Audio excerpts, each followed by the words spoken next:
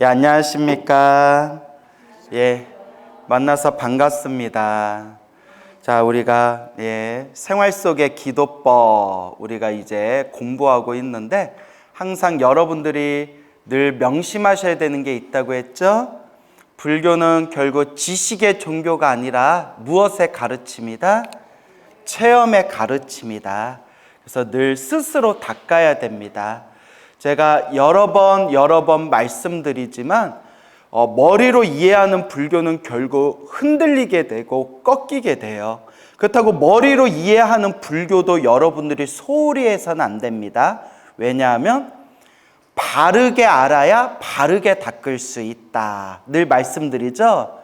그러니까 제가 지식을 무조건 제가 부정하거나 비판하는 게 아니라 저도 책 보고 머리로 논리적으로 따지는 걸 많이 좋아해요. 다만 올바른 지식을 통해서 올바로 닦는 법을 알아야 되지만 결국은 백날 요리책을 봐도 요리책에 나와 있는 레시피를 백날 봐도 내가 직접 요리해 먹지 않으면 배가 부르지 않더라. 그와 같이 머리로는 불교에 대해서 많은 걸 알고 있다 하더라도 정작 내 스스로 내 자신이 닦지를 않는다면 결코 내 업의 운명을 바꿀 수도 없고 큰 수행 정진의 어떤 결과, 열매를 얻게 될 수도 없다라는 것을 늘 명심해야 된다라고 말씀을 드렸습니다. 그렇죠, 여러분? 그래서 늘 말씀드리지만 기도는 결국 습관이에요. 이제 습관이 돼야 돼요. 자꾸 염불이 습관이 되고 습관이 되는 게 이제 점점 몸에 하나의 습관으로서 배어나가다 보면 이런 현상들을 이제 만나게 돼요. 일상에서 자기도 모르게 염불하고 있는 자기 자신을 발견하게 돼요. 머릿속으로. 평소 같으면 딴 생각하고 있을 텐데 어느 순간에 나도 모르게 자연스럽게 관세음보살, 지장보살 염불하고 있더라고요. 경험하신 적 있죠? 와준 것만도 고마워요. 예, 그래요. 경험해 보셨죠? 그래요. 이제 또 목소리가 커지네요. 예. 그래서 그리고 또 꿈을 꿀 때, 꿈에서 악몽을 꿀 때, 물론 기도를 열심히 하는 사람은 꿈자리가 편안해지지만 혹시 꿈을 꿀 때 악몽을 꾸게 될 때 꿈속에서 염불이 저절로 나와요. 아미타불, 관세음보살, 지장보살 평소에 염불하던 습관대로 꿈속에서 귀신을 만나거나 나쁜 상황에 처했을 때 자기도 모르게 염불이 탁 하고 나와요. 꿈속에서. 그것도 경험해 본 적 있죠? 와준 것만도 고마워요. 고마워요. 예. 경험 안 해봤어요? 예. 그래요? 다 해보셨구나. 그래. 한글로 퉁칩시다. 그래서 그렇게 기도하다 보면 그런 기도에 에너지가 생기게 됩니다. 그러면서 내 업장이 점점 사라지고 내 공덕이 쌓이게 되는 거예요. 또 기도를 많이 하다 보면 아침에 딱 눈 뜰 때 염불이 저절로 돼요. 그러니까 아침에 눈 뜨고 세수하고 양치질하고 염불해야지 그게 아니라 그냥 아침에 잠이 딱 깼을 때 테이프 돌아가듯이 기도가 저절로 돼요. 관세음보살 염불하시는 분들은 딱 잠에서 깨자마자 관세음보살이 저절로 들리고, 그리고 신묘장구 대다라니 하시는 분들은 잠에서 딱 깨자 신묘장구 대다라니 나모라 다나다라 막 이렇게 돌아가고, 그렇게 아침에 잠에서 깰 때 자기가 평소에 하던 기도가 저절로 딱 떠올라요. 그 정도 되면 정말 좀 열심히 하시는구나 라고 생각해 볼 수가 있어요. 물론 이것도 경험해 보셨죠? 그래요. 자, 그래가지고 우리가 이렇게 자꾸 기도라는 것도 수행이라는 것도 결국 습관을 들여야 된다. 이걸 우리가 좋은 습관이라고 해요. 이것을 좋은 습관이라고 하고 내 공덕을 성장시키는 아주 중요한 삶의 자세고 태도가 되겠습니다. 그래서 우리가 불교적인 수행이라고 했을 때 크게 두 가지로 나눠볼 수 있다고 했죠. 다 기억나시는지 모르겠는데 자력 수행과 타력 수행으로 크게 나눌 수가 있다고 했어요. 무슨 수행과 무슨 수행? 예. 자력 수행과 타력 수행. 자력, 타력. 자력은 자기 자신의 힘으로 닦는 걸 뜻해요. 자자가 자기예요. 스스로, 스스로의 힘으로, 자기 힘으로 닦는 걸 자력이라고 해요. 타력은 남이 닦는다라는 뜻이 아니라 남의 도움을 받아서 닦는다라는 뜻이에요. 남의 도움을 받아서. 그래서 타력이라고 해요. 남 타자. 자력은 자기 자신이 닦는다. 타력은 남의 도움을 받아서 닦는다. 근데 여기서 남의 도움을 받아서 닦는다고 했을 때 남이 누구를 뜻하는 거겠어요? 스님들? 아니에요. 불보살님. 예전에 얘기했는데 와준 것만도 고마워요. 다 설명했는데 우리 앞에 계신 불자님 제가 이거 다 설명했던 거 아니었나요? 같습니다. 그래요? 오늘 좋은 아침이죠? 예, 그래요. 자꾸 들으면 되죠. 그렇죠? 예, 이런 거 몰라도 돼요. 자꾸 들으면 돼요. 불보살님의 힘을 빌어서 닦는 거예요. 불보살님의 힘. 그래서 타력이라고 해요. 알겠죠?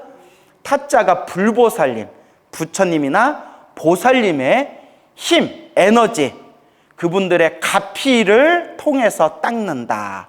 그래서 자력은 내 힘만으로 스스로 닦는다. 타력은 불보살님의 힘을 빌어서 닦는다. 불보살님의 은혜를 받아서 닦는다. 그래서 멋있기는 뭐가 더 멋있어요? 여기는 의지하는 걸 좋아하는 분들이 많으신가 보구나. 멋있기는 자력이 멋있죠. 내 힘으로 내가 닦는다. 여기 약간 애정결핍들이 많은가 봐요. 타력이요 이러시네요. 내가 내 힘으로 닦는 게 솔직히 더 멋있다고 저는 생각되거든요. 그런데 이제 제가 얘기하고 싶은 부분은 수행을 할 때 더더구나 우리처럼 업장이 두꺼운 시대가 혼탁한 말법 시대일수록 자력으로 닦는 게 더 쉬울까요? 타력으로 닦는 게 더 쉬울까요? 그렇죠. 타력이죠. 부처님, 불보살님의 은혜를 받고 불보살님의 가피를 받아서 닦는 게 더 편하게 닦을 수가 있겠죠.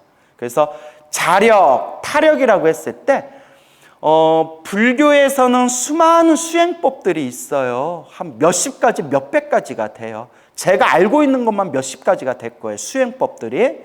그중에서 우리는 모든 수행을 다 닦을 수는 없으니까 몇 가지 맛은 보되 결국 나한테 맞는 걸 닦아나가면 되죠. 그런 의미에서 봤을 때 크게 부처님의 모든 수행을 자력과 타력으로 나눴을 때 자력 수행의 대표적인 게 참선, 명상 같은 거예요. 참선, 명상. 내가 딱 앉아가지고 화두, 이것이 무엇인고, 이 몫고, 이렇게 화두를 참고하는 참선법이 있고요. 혹은 이제 우리가 불교 명상이라고 해서 전문 용어로는 사마타 윗바사나라고 불러요. 들어보셨죠? 예, 사마타 윗바사나. 사마타는 정신을 집중하는 걸 사마타라고 해요. 집중 수행. 이것도 설명하면 좀 복잡한데 간단하게 표현하면 사마타는 내 정신을 집중하는 수행이고요. 윗바사나는 내 몸과 마음을 있는 그대로 관찰하는 수행이에요. 그래서 집중과 관찰이라고 부르거든요. 그래서 사마타 윗바사나라는 수행법이 있어요. 이런 거는 이제 스스로의 힘으로 닦는 거예요. 내가 참선을 하거나 명상을 하거나 내 마음을 내 의지에 의해서 닦아나간다. 그래서 부처님 당시부터 지금에 이르기까지 참선을 하셔서 깨달음을 얻으신 도인 스님들도 많으시고 금방 말씀드린 사마타 윗바사나라는 집중, 관찰 수행을 통해서 번뇌가 소멸하고 아라한, 거룩한 성자, 아라한이 되신 그런 위대한 수행자분들도 많죠. 하지만 이건 제 얘기가 아니에요. 우리 수많은 이제 선지식들이 하시는 말씀이지만 특히 대승불교 쪽에서 우리 이 대승불교 쪽에서 무엇이라고 얘기하냐면 부처님의 법이 점점 쇠퇴해지고 중생들의 업장이 두꺼워지고 시대가 혼탁해지다 보니까 자력, 자기 자신만의 힘만으로 수행을 하고 깨달음을 얻을 수 있는 것이 점점 쉬워진다, 어려워진다. 점점 어려워진다는 거예요. 그래서 저는 참선이나 이런 불교 명상을 좋아라 해요. 저는 부처님의 모든 가르침을 다 좋아하는 사람이에요. 다만 제가 이제 여러분들, 우리 일반 불자분들 눈높이에 맞춰서 저는 좀 쉬운 법문을 많이 하잖아요. 다만 저도 참선과 이런 사마타 위파사나를 수행해 봤고 제가 19살에 머리 깎고 출가한 이유도 오직 참선하려고 출가했어요. 제가 다른 곳에서 법문할 때 이런 얘기 몇 번 했었는데 고개 끄덕거리는 거 보니까 기억나시나요? 듣지도 않고 그냥 이러신 거 아닌가요? 예, 기억나요? 알겠어요. 의심해서 미안해요. 그래요. 그래가지고 제가 참선하려고 머리 깎고 출가했고 그 당시에 같이 공부했던 스님들이 아직도 저 놀려요. 우리 광우 언제는 스님 저는 목숨이 끊어지는 그날까지 선방에서 오로지 좌복 위에서 살다가 죽겠습니다 하더니 야 광우야 그런 말 하지나 말지 하면서 많이 놀리세요 요새. 그래서 저도 제가 이렇게 말이 많을 줄을 몰랐어요. 왜 비웃죠?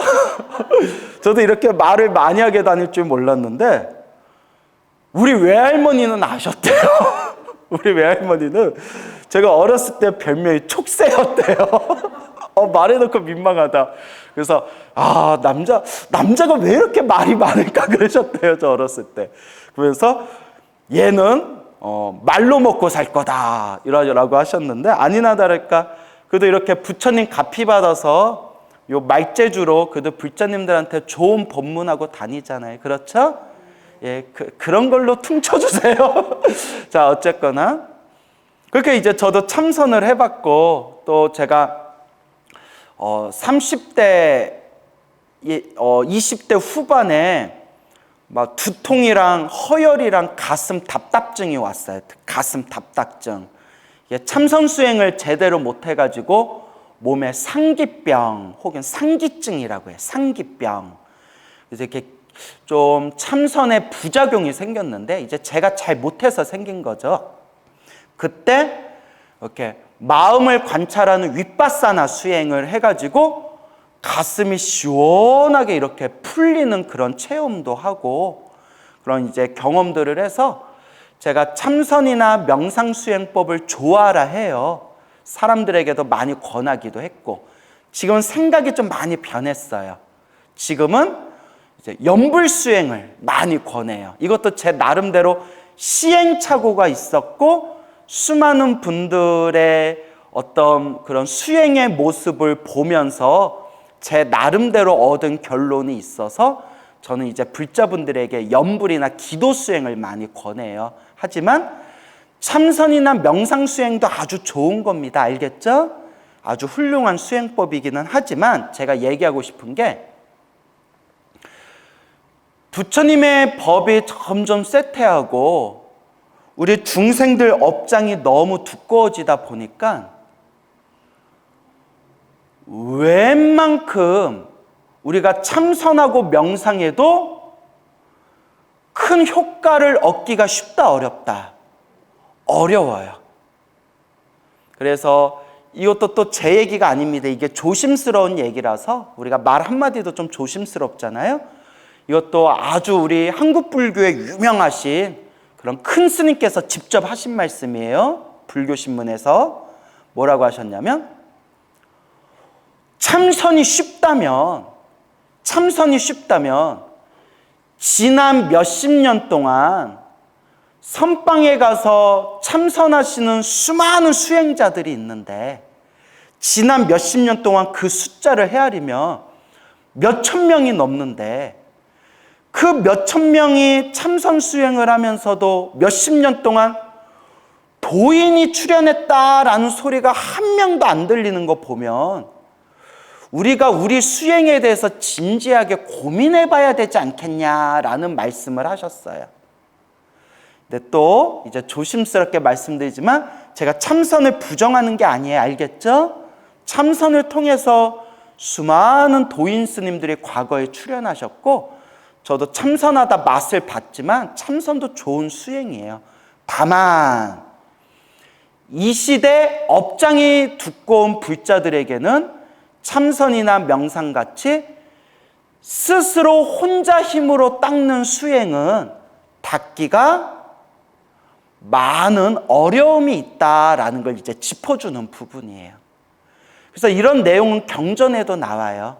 부처님 경전에서 말씀하시기를 부처님께서 대직경이라는 경전에서도 부처님이 열반에 드시고 부처님이 세상을 떠나고 수없는 세월이 지난 뒤에 말법 시대가 되었을 때 부처님의 법이 쇠퇴하고 중생들 업장이 두꺼운 말법 시대가 되었을 때는 선정, 그러니까 내 마음을 하나로 집중해서 삼매, 선정에 들어가는 자기 힘만으로 닦는 선정 수행으로 깨달음, 해탈을 얻을 중생이 거의 없을 것이다 라고 부처님 경전에도 나와요. 지금 우리 상황이 딱 그렇잖아요. 그래서 참 조심스러운 말이지만 저도 선방에 다녀서 여러 참선 수행자들도 봤고 또 명상 수행을 깊이 하시는 분들도 봤지만 그러니까 우리 마음같이 쉽지가 않아요. 물론 그분들을 제가 다 존경하지만 그 수행이라는 게 우리 마음같이 쉽지가 않더라. 그래서 자력을 하는 참선이나 명상을 하는 스님들 중에서 그러니까 수행자들 중에서도 자연스럽게 타력 수행을 병행하는 분들이 있어요. 대표적인 게 성철 스님 같은 경우에 오로지 화두해라, 화두해라, 참선해라, 참선만이 최고다라고 평생 주장하셨던 분이 저 해인사의 성철 스님이셨거든요. 성철 스님 다 들어보셨죠? 화두가 최고다, 참선이 최고다라고 주장하셨던 성철 스님께서도 항상 불자들한테 능엄주를 외워라, 능엄주, 능엄심주를 외워라, 매일매일 108참회문, 절을 하면서 108참회문을 해라. 그리고 심지어는 당신이 아비라 기도, 아비라 기도법이란 걸 만들어서 불자들한테 아비라 기도법을 열심히 권유하셨어요. 참선이 최고다라고 주장하셨던 성철 스님도 기도 수행을 많이 권유하셨어요. 그래서 지금 하는 얘기는 이제 책에 안 나오는 내용이고 제가 아시는 선배 스님께 들었는데 그 스님이 이제 성철 스님 제자분이세요. 성철 스님께 스님, 오직 참선해라, 참선이 최고다라고 하셨는데 참선이 최고다라고 하셔놓고 왜 사람들한테 자꾸 능엄주 해라, 108참회문 해라, 아비라 기도해라, 왜 자꾸 그렇게 시키십니까? 하니까 이 성철 스님께서 참선이 잘 되면 내가 그런 걸 왜 시키겠느냐. 그런데 기도를 하고 참선하는 거랑 안 하고 참선하는 거랑 하늘과 땅만큼 차이가 있다. 먼저 업장부터 좀 소멸해야 된다 라는 말씀을 하셨대요. 그 외에도 헤아릴 수 없는 많은 그런 근대 현대의 어른 스님들, 그런 수행자들도 참선하다가 장애가 생기고 마장이 생기면 부처님 앞에서 하염없이 절을 하거나 아니면 잠시 기도도량에 가서 간절하게 참회 기도를 올려라 라고 어른 스님들께서도 많이 권유를 하셨어요. 이 말인즉슨 자력수행, 내 힘만으로 자력수행, 스스로의 힘만으로 닦는 수행이 잘 된다면, 술술 잘 된다면 뭐하러 우리 어른 스님들께서, 우리 수행자분들께서 기도해라, 주문을 외워라, 절을 해라, 부처님 앞에서 업장소멸해라 라는 말을 왜 굳이 하셨겠어요? 그만큼 자력수행이 내 힘만으로 이 힘들고 괴로운 이 업보의 세계를 헤쳐나가기에는 우리 중생의 업장이 두껍고 이 세상이 너무 혼탁하다는 거예요. 그래서 자연스럽게 자력수행을 닦는 수행자들도 자연스럽게 혼자의 힘만으로 자꾸 마장들, 어려움이 생기니까 그렇게 부처님께 기도하고 부처님께 타력수행, 불보살님의 가피를 받는 그런 기도 수행을 함께 병행하게 되는 거예요. 그래서 거의 몇백 년 전 조선시대 최고의 고승으로 손꼽히는 서산대사, 서산대사의 대표작인 성가귀감이란 책에 봐도 서산대사께서도 참선을 제일 중요하게 여기셨지만 당신께서 후학들을 위해서 저술하신 성가귀감이라는 그런 보석 같은 그 서산대사의 가르침이 담긴 책을 보면 주문을 외워라, 주문을 외우며 업장이 빨리 소멸한다, 염불해라, 염불을 하게 되면 이 윤회에서 빨리 벗어나게 된다 하면서 참선만이 최고다, 무조건 참선만 해라 라고 주장하지는 않으셨어요. 그러니까 이미 수백 년 전에 우리 큰 스님들도, 참선하는 스님들도 기도하거나 타력수행을 함께 하는 게 좋다라는 그런 법문들이 있는 거예요. 제가 이 얘기를 왜 하느냐, 요새는 이제 우리 불자님들도 이제 인식이 많이 변화돼서 옛날보단 덜해요. 옛날보다는 덜한데 불과 몇십 년 전만 하더라도 스님들도 그렇고 불자님들 중에서도 참선만 최고고 염불하고 주문을 외우고 타력 수행하는 것은 수준이 낮은 덜 떨어진 수행법이다라는 그런 인식이 있었어요. 그래서 이렇게 스님들이 염불 법문을 하거나 기도 법문을 하면 아우 수준 낮아, 아우 수준 낮아 라고 하던 시대가 있었어요. 그러면 참선만이 최고고 염불 법문이나 기도 법문의 수준이 낮다, 수준이 덜 떨어진 거다라고 했던 그런 불자분들이 그러면 깨달았냐? 그렇지도 않아요. 오히려 제가 다 보고 들은 얘기예요.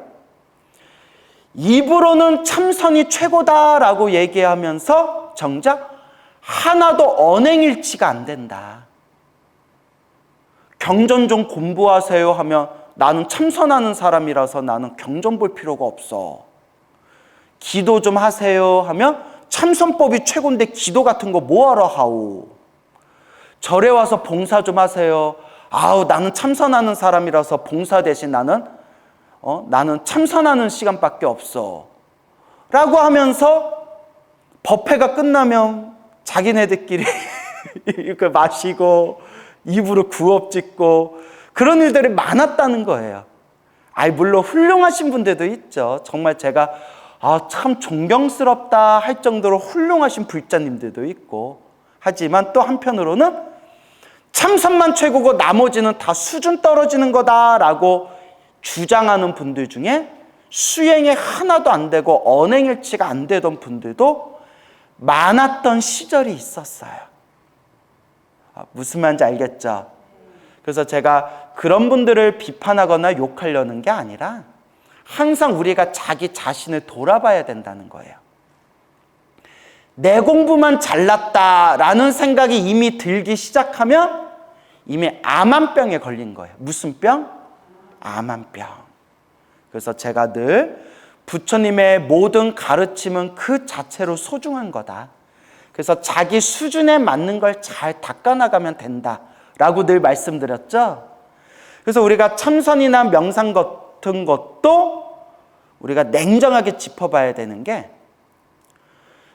참선이나 명상을 좋아하는 분들 중에서 성근이 있어서 착할선, 뿌리 익은 착한 뿌리가 있고 전생에서도 참선이나 명상법을 닦았던 좋은 업의 습관이 있어서 이번 생에 참선과 명상을 잘 닦는 분들도 계시는데 또 우리가 목격한 것들 중에서는 또 유독 참선과 명상만에 집착하는 분들 중에서는 좀 허세가 들어간 분들이 많아요. 뭐가 들어간 분들? 허세. 그다지 수행은 깊지 않은데 나는 참선하는 사람이다. 나는 명상하는 사람이다. 나는 가장 수준 높은 깨달음의 수행법을 닦는 사람이다라는 약간 가오 잡는다고 표현하자. 전문 용어로. 그런 가오 잡는 허세에 빠진 사람들이 의외로 많다라는 이야기를 실제로 명상센터를 하시는 분들께 얘기 들었고 저도 그런 분들을 목격한 적이 있었어요. 그게 바로 교만병이에요. 무슨 병? 교만병. 그래서 다시 말씀드리지만 참선과 명상은 아주 좋은 수행법입니다. 하지만 부처님 대승경전에도 나오고 또 우리 역대 여러 훌륭하신 선지식 어른스들 그리고 훌륭하신 수행자분들도 짚어주신 부분이고 또 저도 25년 동안 절집에 있으면서 이런저런 모습들을 목격하고 또 체험하고 시행착오를 겪으면서 이제 제가 얻은 소소한 결론은 그냥 내가 보기에는 이 시대에는 염불 수행이 가장 적합한 것 같다라는 저만의 결론을 얻은 거예요. 아시겠죠? 그래서 저와 성향이 비슷한 분들은 제 법문을 즐기는 거고 또 우리 불자님들도 다른 분들의 법문이나 강의를 들을 때 결국은 자기 성향하고 좀 비슷한 분들한테 이제 더 많이 관심을 기울이고 집중하게 되더라고요. 이걸 이제 우리가 쉬운 말로 하면 끼리끼리 모인다. 좀 유식하게 말하면 뭐라고 하죠? 뭐예요? 잘 안 들려. 동업중생. 나보다 더 수준 높은 얘기를 했어요. 맞아요. 동업중생인데 저 무슨 얘기 하려고 했냐면 맞아요. 동업중생. 유유상종. 끼리끼리 만난다. 맞아요. 동업중생. 그래서 결국은 수행도 저도 참선도 해보고 명상도 해보고 또 저는 20대 제가 참선할 때도 염불수행을 되게 비방을 많이 했어요. 제가 구업을 많이 줬어요. 제가 제 스스로 염불수행 같은 거는 수준 낮은 노보살들이나 하는 거다. 참선할 수준이 안 되는 불자들이 그나마 부처님 법과 인연 맺으라고 그나마 수준 낮은 사람들한테 가르친 법문이 염불법문이다. 이런 식으로 생각을 하고 이런 식으로 좀 구업을 지었어요. 수리수리 마수리 수수리 사바. 또 이 자리에서 정구업진원 한번 하겠습니다. 왜냐하면 제 주변에 있는 분들이 그렇게 가르쳐 주셨거든요. 이제 선방 다니다 보니까 요새 이제 많이 개방적이 됐지만 그래서 지금은 제가 굉장히 가장 존경하는 큰 스님 중에 한 분이지만 그 당시 20대 때는 여러분 청화스님이라고 아시죠? 청화스님, 연불선으로 유명하신 청화스님. 지금은 제가 가장 베스트 오브 베스트로 흠모하는 그런 큰 스님이지만 20대 때 철모를 때는 저도 청화스님을 되게 낮추게 봤어요. 약간 좀 남 탓하면 안 되지만 약간 좀 그런 분위기가 있었어요. 참선, 화두 아니면 모든 걸 좀 무시하는 그런 성향, 약간 그런 막바지에 그런 조금 분위기가 있었을 때 제가 약간 그런 분위기를 좀 탔어요. 근데 제가 스스로 공부해보고 수행해보면서 뭐가 안 되니까 뭐가 안 되고 뭔가 제가 의지했던 분들한테 가르침을 들었던 것들이 제가 머리가 점점 굵어지다 보니까 자꾸 모순된 게 보이니까 자꾸 뭐가 안 맞는 거예요. 그러니까 고민을 해야죠. 뭐가 문제일까? 고민을 통해서 결국 찾게 된 방법이 부처님 가르침을 한번 돌아가 보자. 지금까지는 선배 스님 그리고 스님들 말씀, 스님들 법문에만 의지했지만 뭐가 조금 공부하다 보니까 좀 애매한 게 있다. 결국 우리의 근본 스승이신 부처님의 법문으로 한번 순수하게 돌아가 보자. 그때 이제 초기경전도 있고 대승경전도 보고 그때 티베트 불교도 공부해 보고 그러면서 자연스럽게 이제 견문이 넓어질 거 아니에요? 아, 불교에는 이런 수많은 길이 있고 수많은 수행법들이 있구나.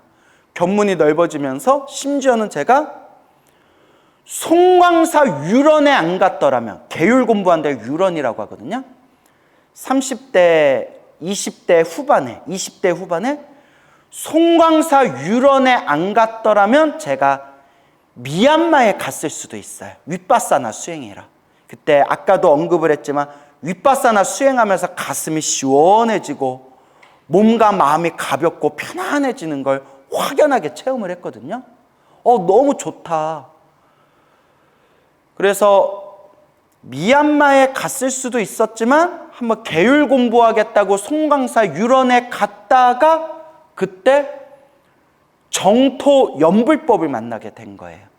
왜냐면 그때 송광사 유런이 대만 불교하고 인연이 깊었고 또 유런이 이렇게 대만 불교하고 친해요. 유런, 계율 공부하는 유런이라는 게 우리 때는 이제 대만하고 자매 결혼도 맺고 대만하고 인연이 깊어가지고 그때 유런에 있는 그 도서관, 먼지에 가득 쌓인 도서관 책장에서 이런 나무아미탑을 극락세계 성불학교에 왕생하는 그 연불정토법을 만나면서 이게 진짜일까? 이렇게 쉬운 수행법이 있을까?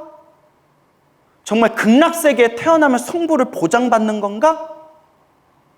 엄청나게 고민하면서 수많은 경전과 책들을 보면서 그때 딱 중심이 나는 이번 생에 나무아미탑을 정토 연불법을 닦아야 되겠다 라고 그때 이제 확신이 딱 생기게 된 거죠. 그러니까 지금 생각해보면 결국 내가 닦은 업의 습관대로 만나는 것 같아요. 화두참선, 한국에서 화두참선 하시던 분이 자연스럽게 티베트 불교 유학을 가신 분도 있고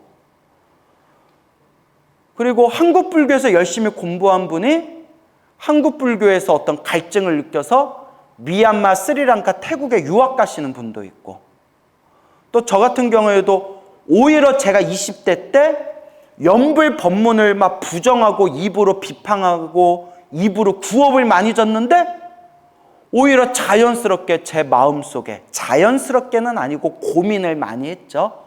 엄청 고민하고 고민하면서 지금은 오직 나무 아미탑을 매일매일 아미탑을 연불하는 연불수행자가 됐어요.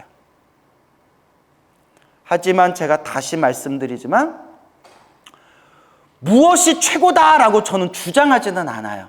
왜냐하면 제 마음속에는 기본적으로 부처님 경전에 나와 있는 모든 법문은 그 자체로 소중하고 동쪽에 서쪽에 남쪽에 북쪽에 흘러가는 강이 저마다 가는 길은 다르지만 마지막에 어디서 모이듯이 바다에서 모이듯이 부처님 법문에 의지해서 수행을 하면 각각의 수행법은 다르더라도 결국에는 마지막 부처님의 깨달음의 바다에서 결국 만나게 된다.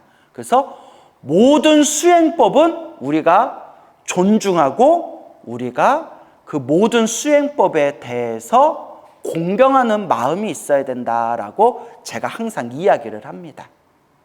결국은 내 성향에 맞게 내 인연에 맞게 그 법을 만나게 되더라고요. 그래서 관세음보살 연부를 하시던 분이 자연스럽게 지장기도로 가시는 분들도 있고, 저는 오히려 관세음보살님을 굉장히 좋아하고 관세음보살 연부를 많이 했는데 지금은 오히려 나무아미타불 연부를 더 열심히 하고, 이런 식으로 또 각자의 인연법이 있어요. 단 어떤 법을 닦든 반드시 중심이 되는 말씀, 반드시 중심이 되는 근거는 부처님의 경전, 반드시 부처님 말씀에 근거를 둬야 됩니다. 부처님 말씀이라는 기준이 없으면 우리가 선을 넘어버려요.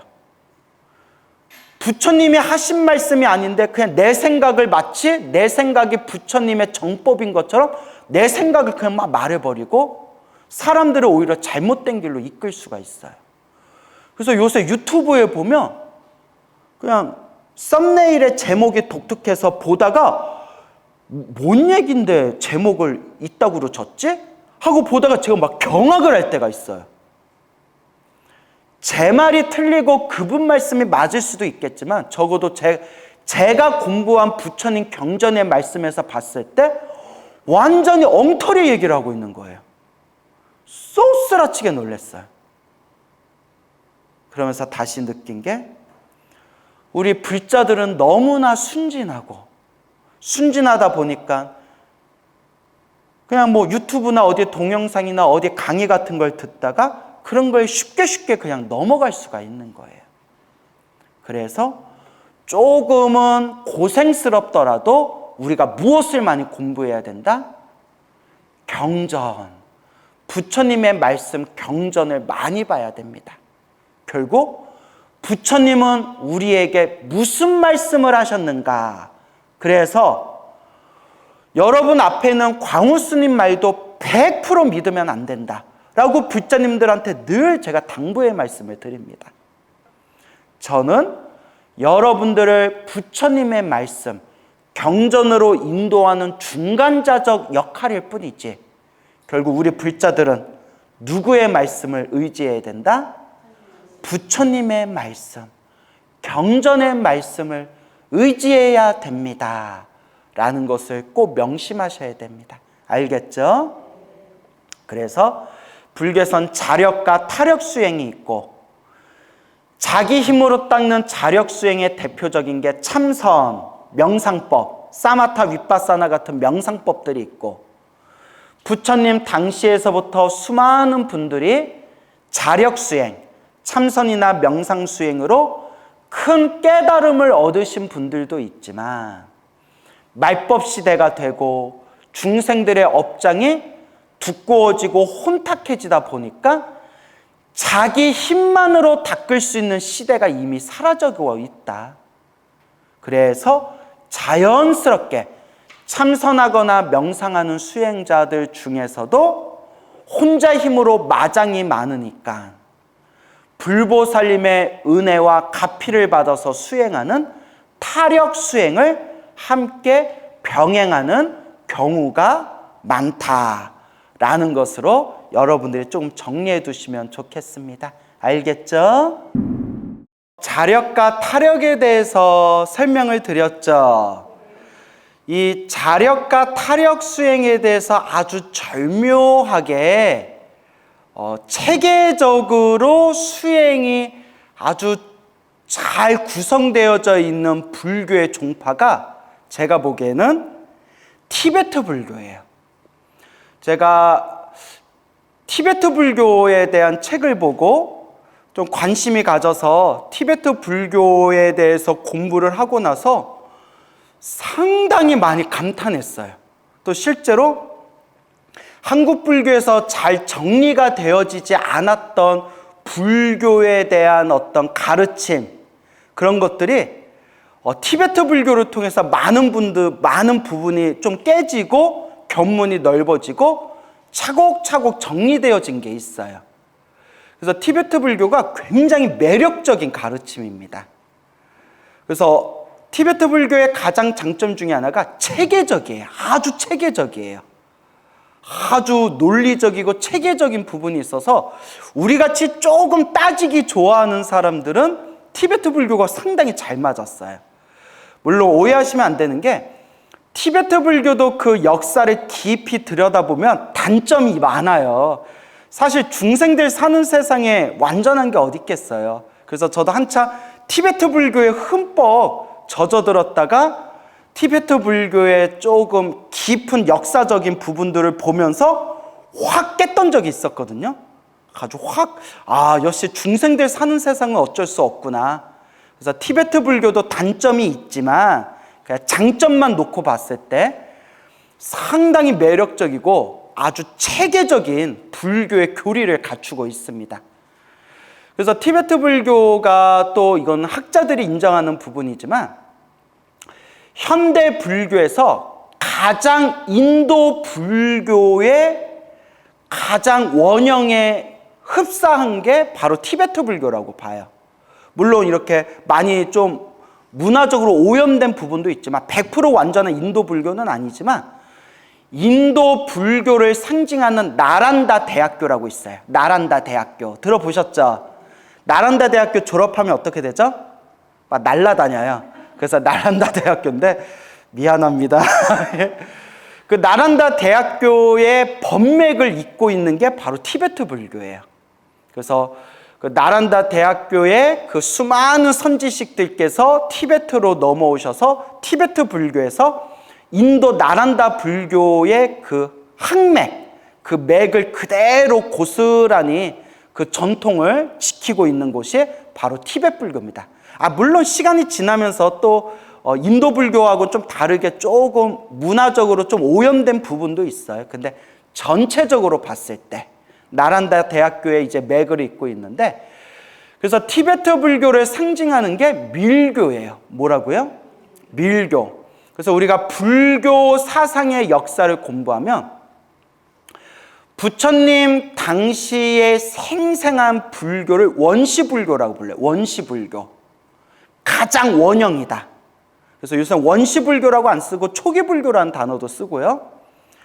그럼 부처님의 원형의 가르침이 쪼개지면서 부파불교 시대가 열려요. 부파불교. 부처님의 가르침을 어떻게 해석할 것인가 서로가 논쟁을 벌이면서 여러 종파가 생기는 부파불교의 시대가 열리고요.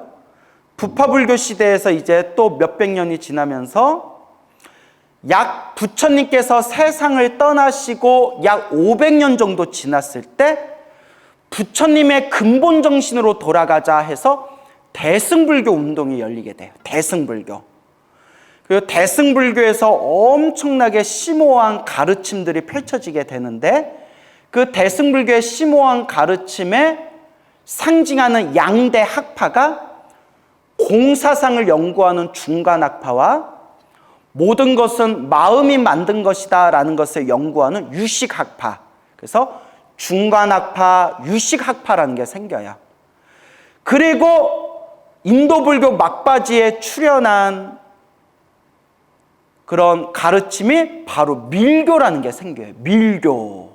밀교는 한마디로 복잡불교예요. 무슨 불교? 복잡불교. 말 그대로 복잡하다는 거예요. 그리고 좀 우스갯소리 좋아하는 분들은 짬뽕불교, 비빔밥불교라고 해요. 그동안에 있었던 모든 불교, 대승불교 교리와 심지어 그 당시 있었던 인도의 어떤 문화, 인도의 종교, 특히 힌두교 같은 것까지 다 흡수한 게 바로 밀교예요. 그래서 학자들은 인도 대승불교의 마지막을 장식했다 해서 후기 대승불교라고 불러요. 후기 대승불교. 대승불교에서도 막바지에 이제 정리되어지고 출현한 가르침이다. 그 인도불교에서도 가장 막바지에 꽃을 피운 그 후기 대승불교, 밀교의 가르침이 고스란히 나란다 대학교에서 고스란히 전해진 불교가 어느 불교다? 티베트 불교예요. 머릿속에 정리되세요? 표정 보니까 이걸 왜 듣고 있지? 약간 이런 분위기인데. 근데 여러분 이런 걸 좀 알아야 돼요. 그렇죠? 예, 이런 걸 또 지식의 종교는 아니지만 불교가 대충 이런 흐름이 있구나라는 걸 알아야 불교의 더 위대함에 대해서 공부할 수가 있어요. 그래서 밀교의 가르침이 있는데 이 티베트 불교의 밀교의 가르침이 굉장히 체계적이에요. 그래서 어떤 교수는 체계불교라고까지 불러요. 너무나 체계적으로 이루어져 있어가지고. 하지만 단점도 있어요. 그리고 중요한 게 티베트 불교도 명상 수행을 굉장히 중요하게 여겨요. 자, 제가 지금 이 이야기하려고 여기까지 말을 끌고 왔는데 티베트 불교도 명상 수행을 중요시 여기지만 깊은 명상 수준에 들어가기 전에 반드시 무엇부터 시킨다? 기도부터 시켜요. 지금 이 말씀 드리려고 했어요. 대승불교의 마지막 정점이라고 할 수 있는 후기 대승불교. 후기 대승불교를 두 글자로 뭐라고 한다고 했어요? 밀교. 밀교도 명상을 굉장히 중요하게 여기지만 명상 수행 들어가기 전에 반드시 무엇부터 시킨다? 기도부터 시켜요. 처음부터 깊은 명상에 들어갈 수 있는 사람은 거의 없다. 이 시대에 거의 없다.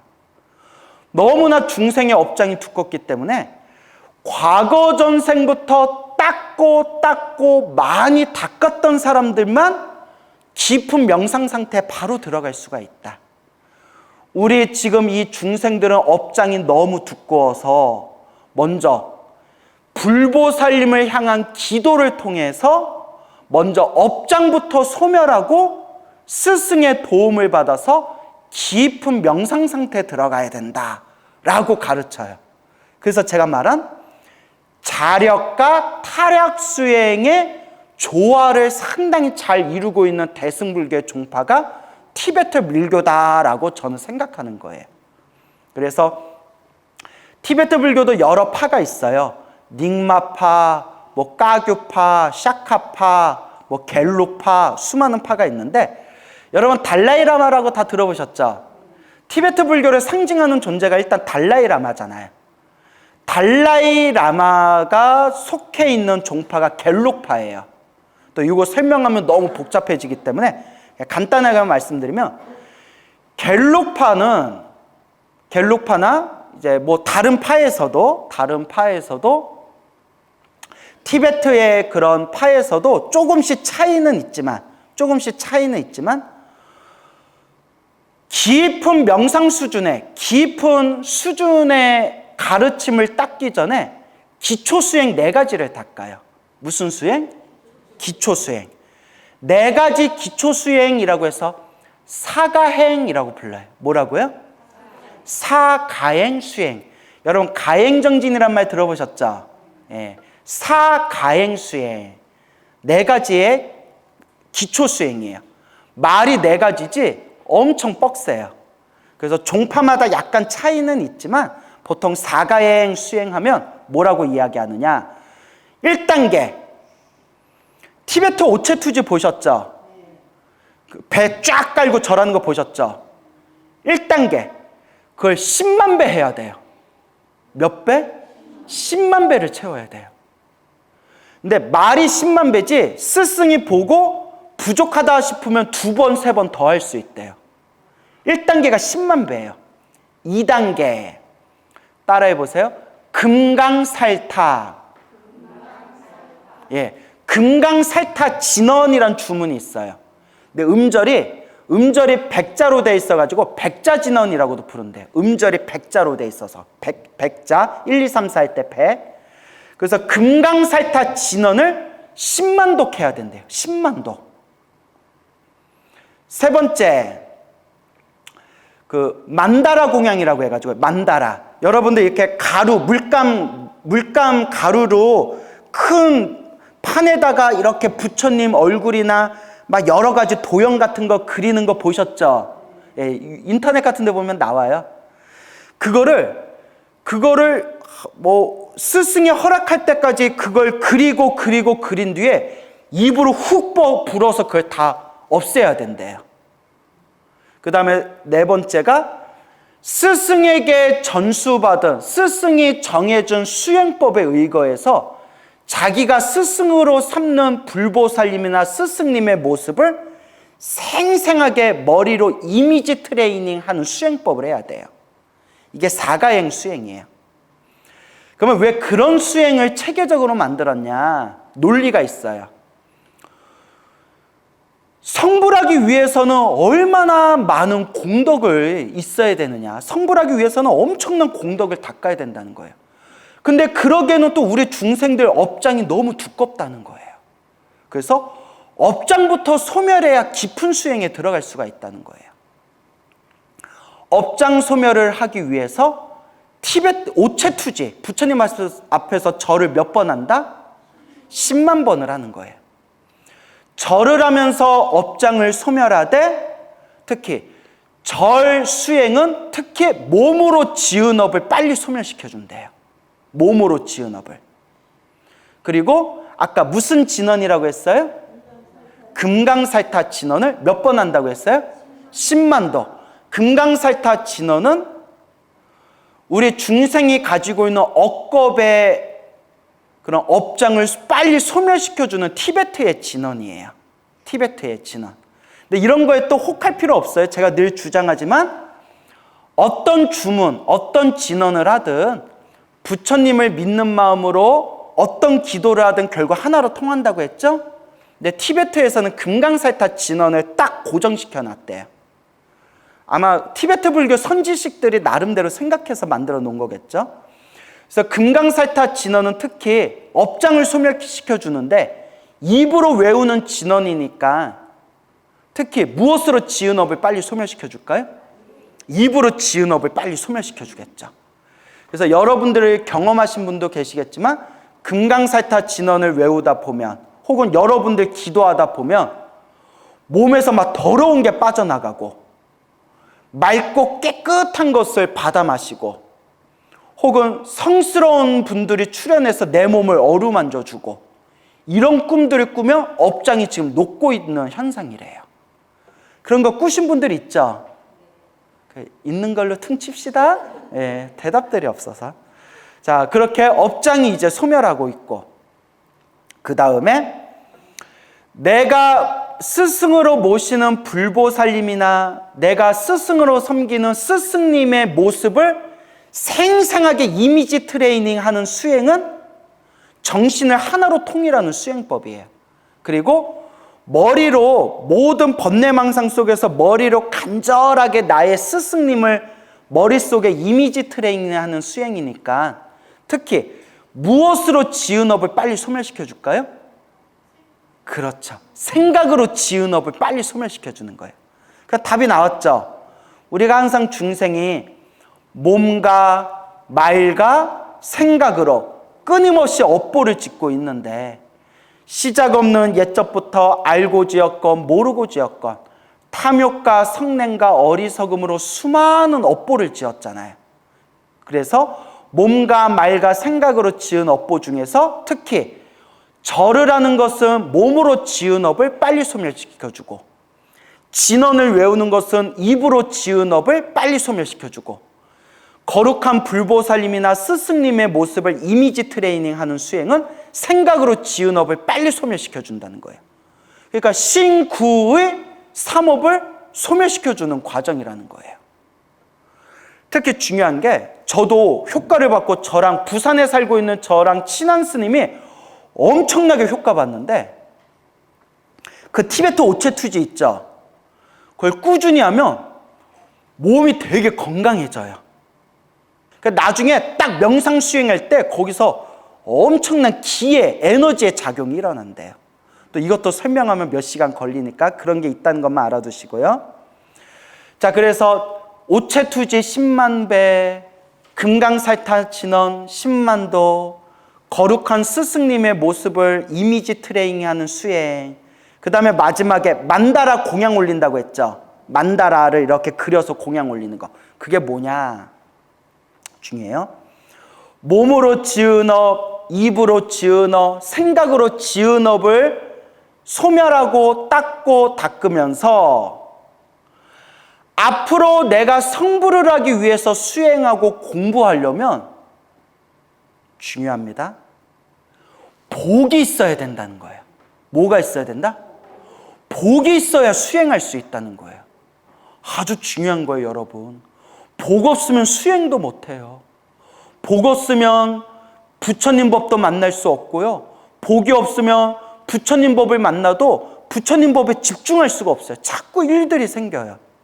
복이 없으면 부처님 법을 만났는데도 제 주변에도 불자님 중에 당하신 분들이 많은데 부처님 법을 만났는데도 삿된 스승을 만나요. 삿된 스승을 만나서 시간 낭비, 돈 낭비, 몸 낭비, 마음의 상처를 받게 되는 경우도 많아요. 근데 이것도 자기 복이에요. 내가 그랬잖아요.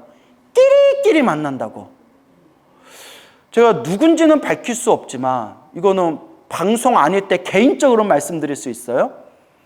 유튜브에서 활동하는 사이비 수행자들이 있는데 또 신도는 많아요. 우리 그 뉴스에 나오는 사이비 종교들 있잖아요. 신도는 바글바글 하잖아요. 우리가 볼 때는 사이비인데 사람들이 많이 몰려요. 왜 저럴까? 왜 저럴까? 근데 부처님 법문에 나와요. 뭐대로 만난다? 업보대로 만난다. 그 복이 있어야 좋은 스승도 만날 수 있어요. 그래서 복이 있어야 수행할 수가 있다. 그래서 부처님께 정성스럽게 마음을 집중해서 만다라 고향, 물감을 뿌려가지고 아름다운 그런 만다라를 만들어서 부처님께 공양 올리는 게 내가 성불할 때까지 수행하는 데 있어서 무엇을 짓는 거다? 복을 짓는, 공덕을 닦는 과정이래요. 그리고 마지막에는 그걸 입으로 훅 불어서 그걸 막 흐트러뜨려요. 이게 중요해요. 내가 지은 그 복조차도 뭐하지 않겠습니다? 집착하지 않겠습니다. 결국 공으로 돌아갑니다. 이것조차도 고정된 실체가 없습니다 라는 걸 관찰하면서 자기가 심혈을 기울여서 막 몇 날, 며칠, 몇 달 동안 그린 만다라를 부처님께 마지막 공양을 올린 뒤에 모든 것은 고정된 실체가 없고 이 공덕조차도 집착하지 않겠습니다 하면서 그걸 이렇게 무너뜨려 버리는 거예요. 딱 이 얘기만 들어도 티베트 불교가 얼마나 체계적인지 알 수 있겠죠. 제가 지금 간단히 설명한 거예요. 요거 하나하나에 다 깊은 의미가 있는데 그냥 간단하게만 설명드린 거예요. 그래서 티베트 불교의 유명한 수행자 중에 어느 큰 스님이 계신데 이 스님이 지금 말한 이 사가행 수행을 보통 스님들은 이걸 한 번 정도 하는데 그분은 이걸 스승이 더해라 스승이 뭘 꿰뚫어 봤겠죠. 더해라 해서 이 사가행 수행만 남들은 깊은 수행의 경지에 한 단계 한 단계 공부하고 있을 때 당신은 스승 밑에서 이 사가행 수행만 4번인가 5번을 반복했대요. 4-5번을 몇 년에 겹쳐서 반복했대요. 우리 같으면 스님 나 벌써 이거 1번, 2번, 3번 끝냈는데 왜 자꾸 나 이것만 시켜요? 라고 우린 따질 수도 있을 거예요. 근데 티베트 불교는 스승을 향한 절대적인 믿음을 중요시 여겨요. 스승에 대한 절대적인 믿음. 그래서 부작용도 많이 생겨요. 막말로 티베트 불교 스님들이라고 해서 다 좋은 분만 있겠어요? 이상한 분들도 있을 거 아니에요. 그런 걸 이용해서 안 좋은 일들도 생긴 사례가 있어요. 그러니까 그것도 좋은 스승을 만나야 돼요. 그래서 스승 밑에서 이 사가행을 3번, 4번, 5번 반복한 뒤에 스승이 너는 이제 명상을 시작해라 해서 그냥 명상법 한번 딱 듣고 자리에 딱 앉는 순간 그 자리에서 몇 시간 동안 움직이지 않고 바로 깊은 경지로 쑥 들어갔대요. 이게 우리말로 하면 뭐가 튼튼하니까? 기초가 튼튼하니까 순식간에 수준 높은 명상의 경지까지 한 번에 쑥 들어간 거예요. 그래서 이와 같이 티베트의 선지식들께서 이와 같은 법을 설하신 이유들이 다 있구나. 근데 우리나라도, 우리 한국 불교도 또 우리 중국 불교의 영향을 받은 이 동북아시아도 이런 식의 수행들이 있었어요. 예를 들어 옛날 큰 스님들의 그런 법문을 보면 일단 주문을 외워라. 매일매일 부처님께 절을 해라. 그리고 몸에서 온갖 더러운 게 빠져나가고 머리끝에서 발끝까지 이렇게 기운이 완전히 뚫리는 게 느껴지면 그때 비로소 선정을 닦아라. 이런 내용들이 다 있었어요. 그게 후대 오면서 자꾸 끊겨서 그런 거죠. 근데 티베트 불교는 그런 방법들이 상당히 잘 내려온 거예요. 하지만 제가 지금 좋은 얘기만 했지만 저도 처음에는 이런 티베트 불교의 매력에 흠뻑 빠지고 상당히 훌륭하고 상당히 소중한 법문이지만 또 장점만 있는 건 아니다. 중생들 사는 데는 비슷비슷하기 때문에 티베트 불교도 그쪽 동네 이야기 자세히 들어보면 또 이렇게 심각하게 고민해 볼 만한 문제들이 굉장히 많다. 그러니까 꼭 제가 지금 티베트 불교에 대해서 좀 이렇게 극찬을 했다고 해서 또 거기에 홀릭할 필요는 없다. 우리 한국 불교도 상당히 우수한 점이 많다. 다만 우리가 못 찾아내서 그런 것이다. 이렇게 좀 머릿속에 정리해 두시면 좋겠습니다. 알겠죠? 자, 그래서 티베트 불교 같은 경우에도 반드시 깊은 명상 상태에 들어가기 전에 먼저 부처님께 간절히 기도하고 업장을 소멸하고 공덕을 닦는 수행부터, 기초부터 차근차근 닦아 나아가도록 했다라는 것을 생각해 볼 수가 있죠. 그래서 자력수행과 타력수행에 대해서 이야기를 나누고 있는데 중요한 거는 나한테 맞는 걸 닦으면 돼요. 그리고 많은 분들이 이제 이야기하지만 어떤 수행이 더 좋아요, 어떤 기도가 더 좋아요 라고 하지만 제가 늘 말씀드리는 거, 어떤 기도를 하든 부처님을 향한 기도는 결국 하나로 통한다. 관음 기도를 하든 지장 기도를 하든 아미타 기도를 하든 약사 기도를 하든 지장경을 읽든 천수경을 읽든 금강경을 독송하든 법화경을 사경하든 그저 부처님을 믿고 간절하게 닦으면 결국 부처님의 깨달음의 바다 안에서 결국 하나로 모이게 된다. 중요한 거는 자꾸 수행에 대해서 고민하면서 나한테 맞는 수행, 나를 더 편안하게 해주는 수행을 스스로 자꾸 찾아나가는 자세가 중요하다라는 것을 명심하시기 바랍니다. 알겠습니까? 그래서 기도와 염불은 절대 수준 낮은 수행이 아니에요. 심지어 역대 선지식들 중에서는 참선보다 염불 법문이 더 최고다라고 주장하신 큰 스님들도 많아요.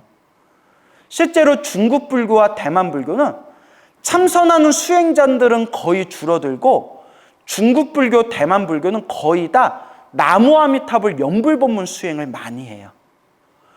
그 역사를 보면 왜 중국 불교와 대만 불교가 결국에는 마지막에 나무아미타불 염불법문으로 중심이 이루어졌는가라는 그 역사적인 또 흐름이 있어요. 그래서 자기한테 맞는 수행을 자꾸 고민해 봐야 된다. 그래서 우리가 타력수행이라고 할 때 타력수행, 아까 타력수행이 누구에게 의지하는 수행이라고 했죠? 불보살님께 의지하는 수행, 타력수행이라고 할 때, 그래서 제가 또 말씀드리지만 우리 입장에서 봤을 때는 자력수행이 더 쉬워요? 타력수행이 더 쉬워요? 타력수행이 훨씬 쉽죠. 그리고 당장 효과를 보고 가피를 받는 것도 자력수행이 더 나을까요? 타력수행이 더 나을까요? 타력수행이 더 낫죠. 그러니까 참선만 하고 명상만 하던 분들도 자꾸 마장이 생기고 고난이 생기면 자연스럽게 기도법으로 마음이 돌아가요. 자기가 해도 자꾸 힘드니까. 그렇기 때문에 우리 이 말법 시대, 특히 내 스스로 나는 좀 복이 없고 나는 좀 업장이 두껍고 나는 이 세상을 살아가는데 좀 장애가 많다라는 사람일수록 내 힘만으로 닦아가기 어려울 때에는 간절하게 불보살님을 불러라. 모든 불보살님이 다 원력을 세우기를 누구든지 내 이름을 부르면 내 이름을 부르는 그 중생을 반드시 구제하리라 라고 이 우주의 에너지에다가 불보살님께서 딱 계약서를 쓰셨어요. 그러니까 간절하게 불보살을 불러라. 그래서 타력 수행의 대표적인 4대 수행법이, 옛날에 4대 수행법 하면 첫째가 염불 수행, 염불. 부처님의 이름을 부르는 염불. 두 번째가 뭘까요? 경전. 그래서 흔히 간경 수행이라고 해요. 간경. 볼간자를 써요. 관이 아니라 간이에요. 간. 야, 너 간 보냐? 할 때 간. 간경. 간경 수행이라고 하는데요. 여러분, 입으로 외우면 무엇이라고 부를까요? 독경이라고 불러요. 손으로 쓰면 뭐라고 할까요? 사경이라고 해요. 그걸 다 묶어서 경전 수행이라고 하는 거예요. 예, 그래서 경전을 보고 간경, 경전을 입으로 외우고 독경, 경전을 손으로 베끼고 사경. 그래서 여기도 뭐 사경 하시는 분들이 많죠. 법화경 사경 하신 분들도 있을 거고, 뭐 금강경 사경 하신 분들도 있을 거고. 그래서 두 번째가 경전 수행. 세 번째가 뭘까요? 주력 수행. 주력 수행. 주력은 무엇을 뜻하는 걸까요? 진언을 외우는 거. 주문. 신묘장구 대다라니, 능엄주, 옴마니반매옹, 광명진언, 친부다라니, 법화다라니 등등 불보살님의 신비한 가피와 에너지가 담겨져 있는 주문을 외우는 거. 그러니까 여러분들이 천수경 외우면 신묘장구다라니 외우게 되잖아요. 그게 무슨 수행이에요? 그게 주력 수행이에요. 혹은 진언 수행이라고 불러요. 주력 수행, 주력, 진언. 아시겠죠? 마지막이 뭘까요? 절 수행, 오체투지. 절 수행. 그래서 따라해 보세요. 염불, 경전, 주력, 오체투지. 이것을 타력의 4대 수행법이라고 불러요. 알겠습니까? 타력의 4대 수행. 그래서 염불을 하시든 경전 사경을 하거나 독경을 하시든 진언, 주문을 외우는 주력 수행을 하시든 혹은 부처님께 간절하게 절을 하는 수행을 하시든 결국 모든 기도는 하나로 통해요. 부처님이 다 아세요. 간절하게 지금 기도하고 있는 그 마음을 불보살만 다 꿰뚫어 보세요. 그런데 아직도 불자님들 중에서는 무슨 기도가 더 나아요? 어떤 경전이 더 나아요? 무슨 주문이 더 나아요? 아직도 이렇게 헤매고 있어요. 그래서 예전에 저한테 그런 질문 하도 많이 해서 제가 방송에서 여러 번 제발 그런 질문 좀 하지 마라. 제발 그런 질문 좀 하지 마라. 라고 하니까 요새 이제 그런 질문 잘 할까요? 안 할까요? 잘 안 해요. 대신 제가 딴 스님한테 들었는데 딴 데 가서 물어본대요. 내가 이제 그런 질문 하지 말라니까 딴 데 가서 다른 스님들한테 물어본대요. 그 중생이 안 돼요. 이게 기도에 확신이 없어서 그래요. 어떤 기도라든 딱 맛을 보면 나한테 맞는 기도가 생기고 어떤 기도라든 불보살님의 가피가 있구나. 그걸 체험으로 알아야 돼요. 알겠죠? 그래서 옛날에 우리 큰 스님들이 염불, 경전, 주력, 절 이런 수행법들을 옛날 큰 스님들도 고민을 많이 한 거예요. 하나가 다 소중한 수행법이지만 이걸 아예 짱뽕으로 만들어서 종합 기도법을 만든 사례가 많아요. 염불도 하고 경전도 읽고 부처님 말씀도 읽고 주문도 외우고 절도 하는 수행. 대표적인 게 뭘까요? 자비도량 참법. 해본 적 있죠? 자비도량 참법은 막 절하죠. 자비도량 참법에서 절하고 자비도량 참법에 나온 내용이 다 부처님 말씀들이에요. 부처님 말씀을 읽으면서 독송하면서 절하고 또 절하면서 또 뭘 읽어요? 부처님 이름을 외우잖아요. 그죠? 무슨 부처님, 무슨 보살님 하고 읽잖아요. 그죠? 이게 염불하고 경전 부처님 말씀 읽고 절하고 또 자비도량 참법하면서 끝날 때 진언 외우고 이게 종합 기도판이에요. 이런 식으로 만들어진 기도법이 여러 개가 있어요. 여러 개가 있는데 가장 우리 대중들, 한국 불교 대중들에게 그나마 많이 알려진 게 자비도량 참법. 자비도량 참법보다 좀 짧은 게 자비수참이라고 또 따로 있어요. 자비수참. 그리고 법화경을 공부하신 스님들이 만든 법화삼매 참법이라는 것도 있어요. 이게 종합 기도법이야. 연불도 하고 절도 하고 부처님 말씀도 외우고 진언도 외우고, 그리고 관세음보살님을 좋아하고 신묘장구 대다라니 기도법을 많이 닦은 사람들이 만든 기도법이 있어요. 대비주 참법이라는 게 있어요. 이거는 지금도 중국하고 대만에서 하고 있는 절들이 있어요. 대비주 참법. 우리나라에는 그냥 자비도란 참법이 제일 유명하죠. 하지만 늘 말씀드리지만 어떤 기도를 하든 결국 에너지는 어떻다? 하나로 통하게 된다. 이 자력과 타력에 대해서 우리가 항상 고민을 해봐야 됩니다. 알겠죠? 그래서 제가 또 많은 불자님들에게 이 타력 수행, 특히 연불법문, 기도법문을 많이 하는 게,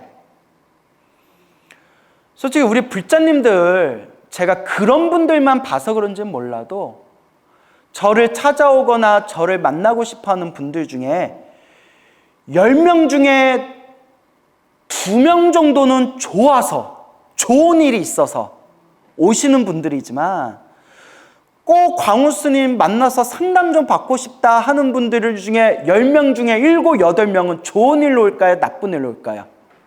나쁜 일로 오죠. 답답하고 힘들고 괴로워서. 아니 정말 그냥 좋아서, 뭐 아무 걱정 근심 없는데 그냥 제 얼굴 보고 싶어서. 제가 좀 귀염귀염하잖아요.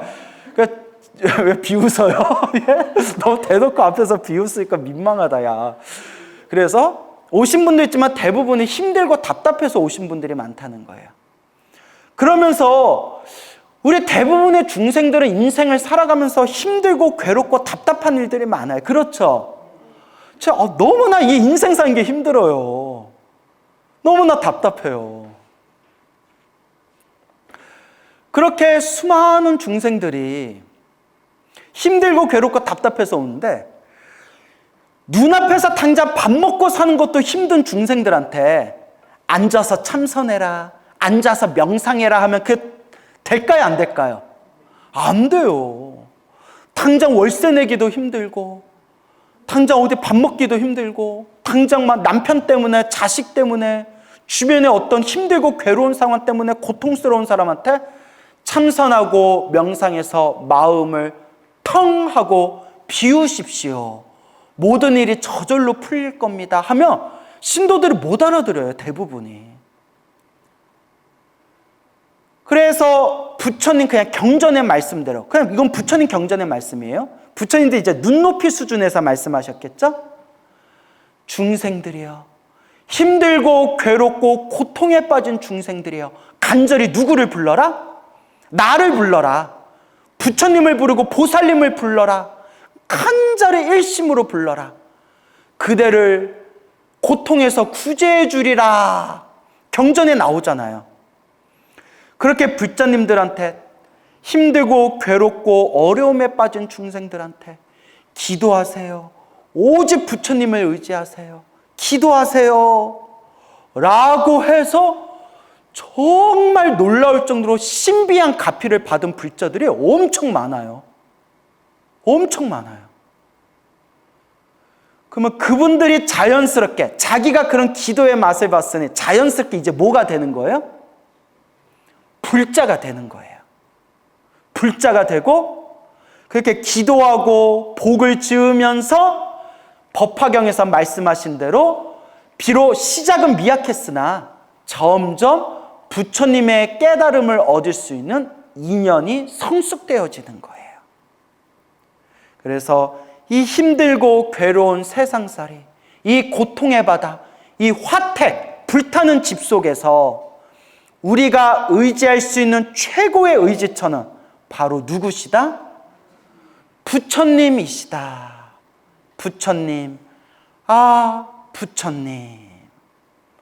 그래서 제가 요새, 예전에는 그냥 아미타불, 아미타불, 아미타불, 나무 아미타불 연불했는데 요새는 자꾸 어떻게 연불이 되냐면 부처님 감사합니다. 아미타불 감사합니다. 아미타불 감사합니다. 자꾸 저절로 감사기도가 나와요. 감사합니다. 감사합니다.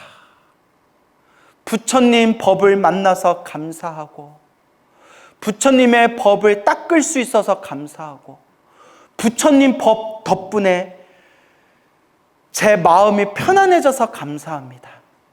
너무 힘들고 괴로울 때, 답답할 때 아미타 부처님, 부처님 감사합니다. 그나마 이만해서 참 감사합니다 하며 그나마 마음이 편안해져요. 그래서 따라해 보세요. 합장하시고, 부처님 감사합니다. 부처님 법을 만나서 감사합니다. 부처님 법을 닦을 수 있어서 감사합니다. 부처님, 힘들고 괴롭고 답답하지만 업장이 소멸하는 과정입니다. 빚을 갚고 있는 과정입니다. 이만해서 참 다행입니다. 부처님 감사합니다. 늘 부처님 만난 인연 감사하다, 다행이다 라는 마음으로 우리 이번 생 잘 닦아 나갑시다. 성불하십시오.